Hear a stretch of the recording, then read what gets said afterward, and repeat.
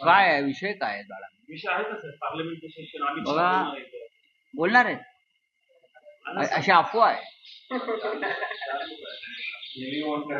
देखो बघा, महाराष्ट्रातला एक अत्यंत गंभीर विषय आहे.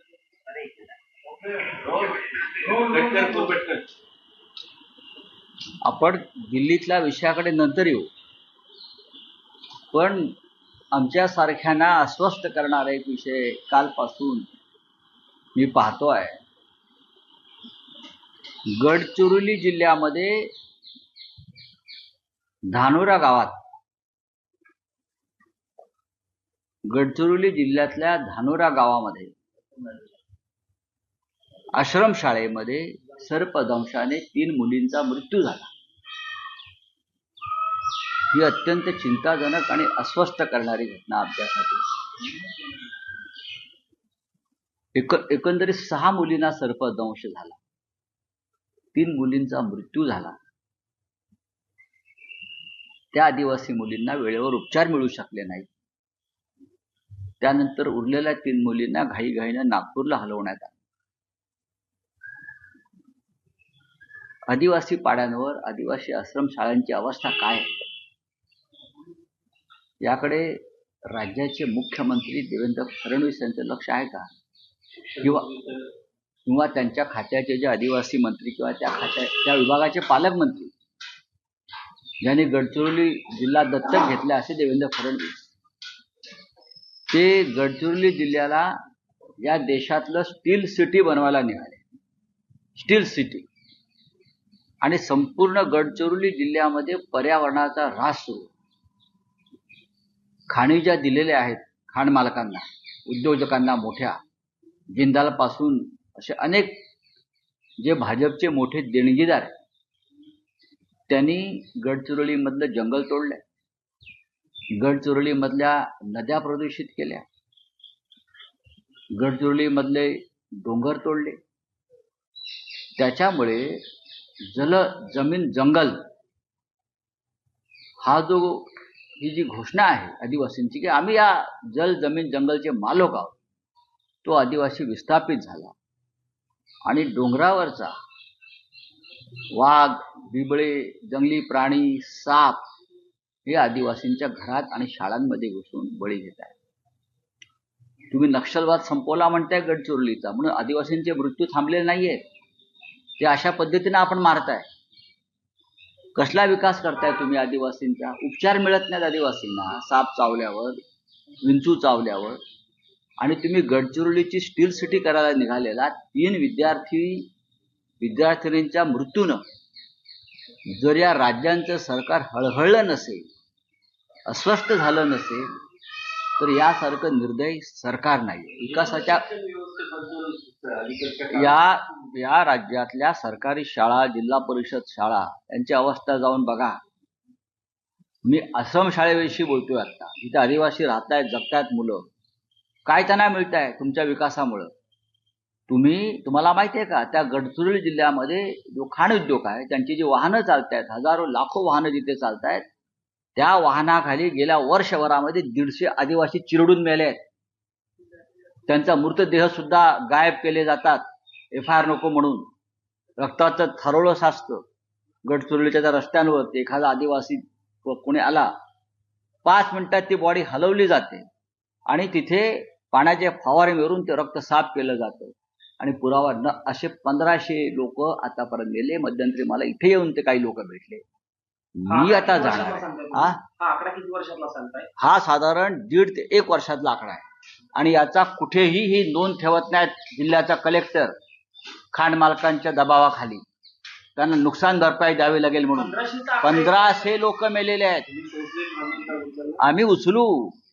मुख्यमंत्री काय करतोय? आदिवासी विकास मंत्री काय करतायत? मला सांगा. यासाठी विकास हवाय का तुम्हाला? काय मिळतं आदिवासींना? आदिवासींना विस्थापित केलाय तुम्ही. कसला रोजगार आणताय? किती रोजगार मिळालाय तिकडे? हे तुमचे सगळे भारतीय जनता पक्षाचे देणगीदार जे तुम्हाला लाच देतात, त्यांना तुम्ही गडचिरोलीचं जंगल, डोंगर, नद्या उद्ध्वस्त करायला दिलेलं आहे. ज्या 3 मुलींचा मृत्यू झाला तो काल रेकॉर्डवरच आहे. सर्पदंशाने. ज्या 3 मुली हॉस्पिटलमध्ये आहेत त्यातल्या एका मुलीच्या आजोबांशी युनियन मराठीच्या प्रतिनिधींनी गजानन मटेंनी बातचीत केली, तेव्हा त्यांच्याशी बोलताना त्यांनी सांगितलं की बेड नव्हता होय. झोपण्यासाठी आणि त्या मुली खाली झोपल्या होत्या आणि त्यांच्या कानाला साप चावला, अशा पद्धतीची माहिती त्यांच्या आजोबांनी युनियन मराठी. बरोबर आहे ना, मग मी तेच सांगतोय ना. आश्रम शाळांना जो निधी दिला जातो तो कुठे जातो, कोण खातोय, हे कोणाचे लोक आहेत. या 3 सर्पदंशाची घटना समोर आल्या आतापर्यंत असंख्य मुलं आणि मुली विंचू आणि सर्पदंशानं त्या भागामध्ये मरण पावलीत. आदिवासी पाड्यांवर रुग्णवाहिका नाही, तुम्ही पाहिलं असेल की झोळीमध्ये रुग्णांना न्यावं लागतंय, प्रेत झोळीतून न्यावी लागतात. एखाद्या रुग्णालयामध्ये सरकारी जर कोणी मृत्यू झाला लहान मुलाचा तर आई वडिलांना ते प्रेत आपल्या खांद्यावर टाकून घरापर्यंत न्यावं लागतं. रुग्णवाहिका नाही. ही राज्याची आदिवासी आणि आरोग्य व्यवस्थेची धंदवडे आहेत.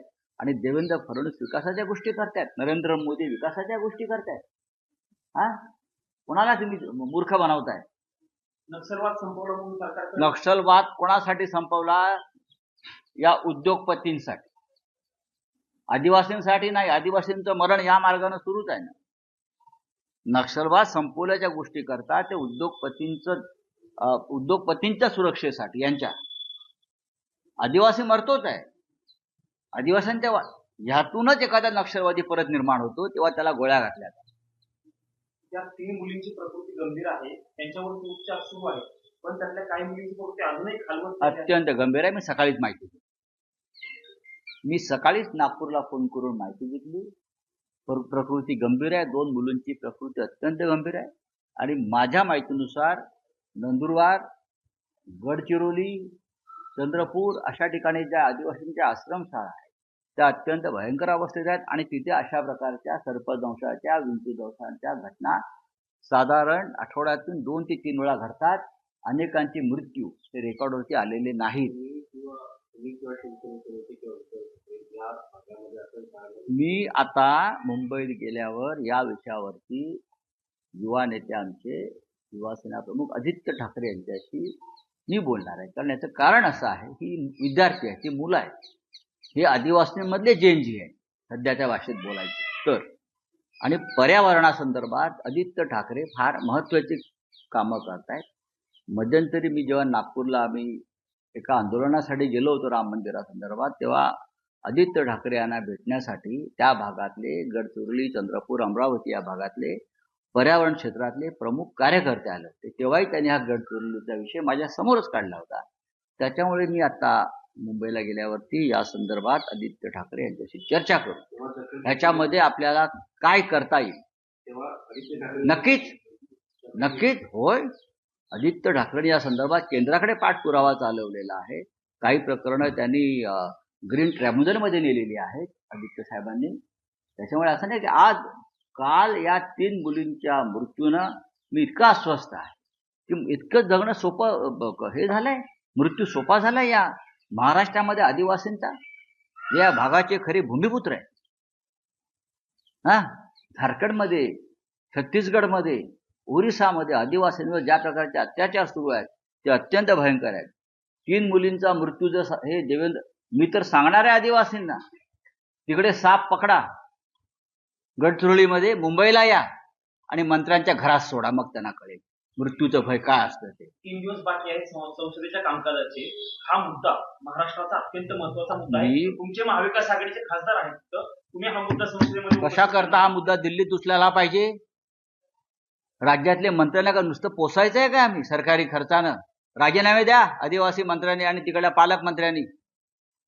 खाण मालकांकडून का फक्त हप्ते घ्यायला जाता का तुम्ही? तिकडे हप्तेबाजी करायला जाता? माझ्याकडे आकडे आहेत, किती कोटी रुपये महिन्याला कलेक्टरला, गडचिरोलीच्या अधिकाऱ्यांना, वन खात्याला, पालकमंत्र्याला, आमदारांना जात आहेत आणि ही मुलं मरतायत. राज्याची विरोधी पक्षाची भूमिका आता या मुद्द्यावर सरकारला एक लक्षात घ्या की विरोधी पक्ष नेता सरकार का नेमत नाही विधानसभेत, असे प्रश्न आम्ही उपस्थित करू नये म्हणून. बरोबर आहे. पण जरी तुम्ही विरोधी पक्ष नेता नेमला नाही तरी संजय राऊत हा त्या जनतेचा विरोधी पक्ष नेता आहे, हे लक्षात घ्या. मी गप्प बसणार नाही. मला या 3 मुलींच्या मृत्यूने फार अस्वस्थ केलेलं आहे. पैसे कुठे जातात म्हणजे मंत्र्यांच्या खिशात जातात. 25% कमिशन आश्रमशाळेत सुद्धा आदिवासींचं. धर्मराव बाबा आत्राम नावाचे तिकडे एक मंत्री आहेत, आदिवासींचे राजे काय काय म्हणतात त्यांना, ते आहेत. काय करतायत? हा पॅलेसमध्ये राहता का तुम्ही आदिवासींच्या रक्तावर? आदिवासीच्या सर्व मंत्र्यांनी राजीनामे दिले पाहिजे. कुठे आहेत ना रज हिरवळ तुमची? हा आदिवासी दिन साजरा केला जातो. कसला आंतरराष्ट्रीय नाचवतात आदिवासींना आणि मनोरंजन करून घेता तुम्ही? काय आदिवासींचं फूड कल्चर, आदिवासींचं अमुक कल्चर. अरे पोरं मरतायत बघा रे आदिवासींची. आदिवासींची पोरं मरतायत. नोटिफिकेशन केलं जातं फक्त. शो करतायत आंतरराष्ट्रीय आदिवासी दिवस. कशाला आंतरराष्ट्रीय? और महाराष्ट्राचा आदिवासी दिवस करा ना तुम्ही. काय चाललंय बघा. या सगळ्या आदिवासींना माझं आव्हान, मी बोलणार, पकडा तिकडे साप आणि विंचू आणि सोडा यांच्या घरात. हे आंदोलन पाहिजे. सर अमित शहा वर्षावर सोडा साप, मग कशी यांची पोरं सैरावैरा धावतायत, मग त्यांना कळेल. अमित शहा सभागृहामध्ये बोलण्यासाठी तयार झालेले आहेत. किरण रिजिजू उपकार करतात का आदिवासी? आपले अमित शहा बोलायला तयार झाले सभागृहात. उपकार करतायत संसदेवर, लोकशाहीवर, देशावर उपकार कर रहे क्या? हाँ मेहरबानी कर रहे. आने दो ना, देख लेंगे. उशीर झाला बोला. नहीं मेहरबानी कर रहे हैं ना, मैं आ रहा हूँ भाई. मेहरबानी करतात का ते? महाराष्ट्रातील 5,000 अधिक कंपन्या दुसऱ्या राज्यामध्ये गेल्यात किंवा त्या कंपनीची परदेशात गेलेल्या आहेत अशी माहिती. 3,500 कंपन्या बंदही झालेल्या आहेत. याचं उत्तर देवेंद्र फडणवीसांनी द्यावं बरं का. गुंतवणूक येते आहे, गुंतवणूक येते आहे, गुंतवणूक आली, महाराष्ट्र प्रगतीपथावर आहे. कुठे आहे प्रगतीपथावर महाराष्ट्र? कुठे आहे रोजगार महाराष्ट्रात? सांगा. कशामुळे या कंपन्या जातात? सरकारच्या धोरणाला कंटाळून, सरकारच्या खंडणीखोरीला कंटाळून. उद्योगमंत्रीचं उद्योग सांगतात. हो, ते उद्योगमंत्री आहेत म्हणजे नक्की कोणाचे उद्योगमंत्री आहेत? किती उद्योग आणले त्यांनी? MIDCची अवस्था बघा जरा, कशा विकल्या जात आहेत. हिशोब माझ्याकडे पूर्ण आहे प्रत्येकात. माझ्या इतका हिशोब सरकारच्या ऑडिटर जनरलकडे सुद्धा नाहीये.